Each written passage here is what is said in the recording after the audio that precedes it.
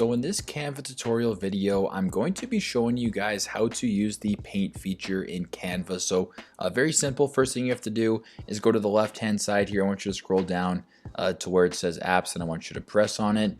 Once you are greeted to the app screen, I want you to go all the way down to the bottom to where it says draw. Then I want you to press on draw right here. Next step is I want you to press on the pen, the marker, or the glow pen, or the highlighter. It doesn't really matter.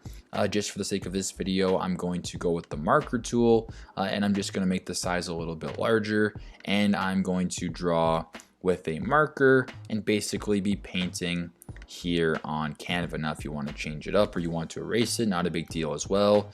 Just press on the eraser and you can erase whatever you basically drew or basically whatever you painted here on Canva. So hopefully this video helped. Thanks again for watching, and I'll see you in the next one.